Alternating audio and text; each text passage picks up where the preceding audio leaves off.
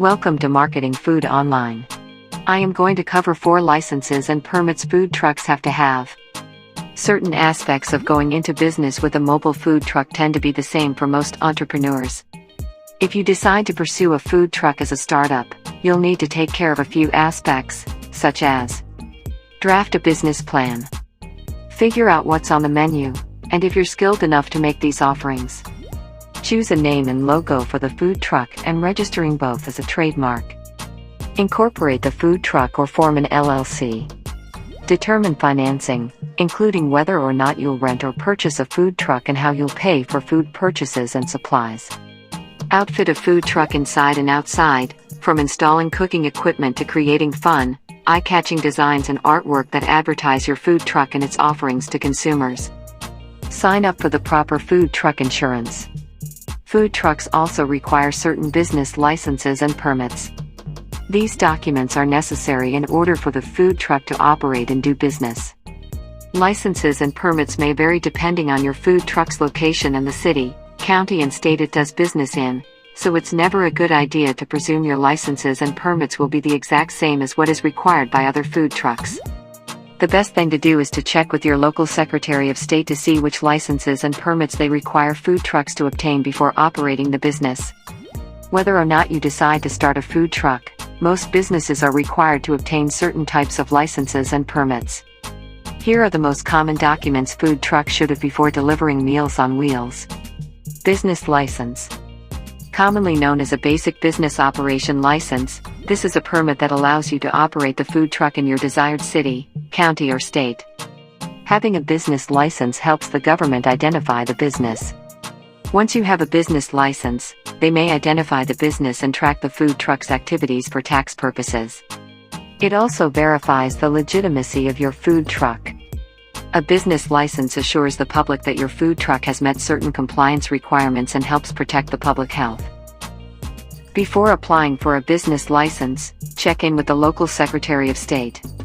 They'll let you know if there are any additional requirements and fees associated with your application.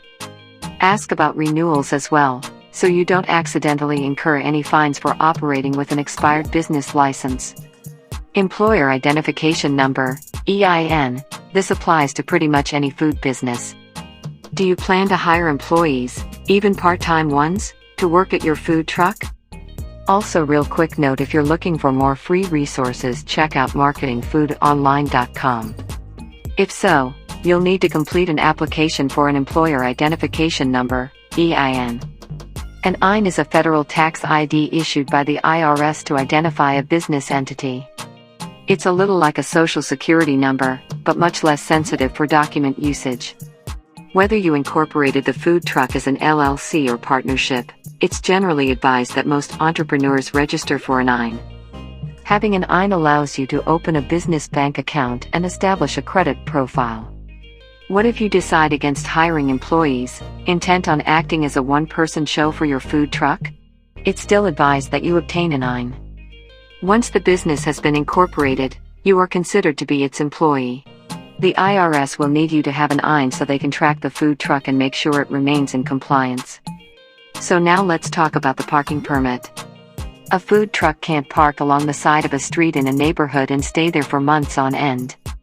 Most cities have certain zoning restrictions that allow food trucks to park only in specific areas where they have permission. These laws tend to vary depending on the city and state, but you should obtain a parking permit for your food truck. Reach out to the county clerk for a full list of places where food trucks are and aren't allowed to park. It's also wise to ask if it's necessary to pay a meter or follow parking sign rules, proximity bans within your area. For example, how closely an Italian food truck may park near an Italian brick-and-mortar establishment, and if you will need to store your food truck in a commissary for overnight parking. Now the health permit. No matter what kind of cuisine you're serving to customers, the health department must conduct an inspection of your food truck, review, and approve it. Failing to obtain a health department permit spells big trouble for your business in the short and long term. After all, who feels comfortable eating from a food truck that hasn't been given an A-grade verification? A food truck that has been examined by the health department and approved is able to show the world they safely prepare and maintain food for customers. The application process and fees. as always, may differ from city to city, but having an annual health permit is necessary for any food truck success. Once you have obtained a health permit, you may begin looking into other related permits like a food handler permit for employees and mobile food facility permit. Don't forget to renew your permits on a regular basis, and if you don't know how often you should renew these documents, consult with your local Secretary of State.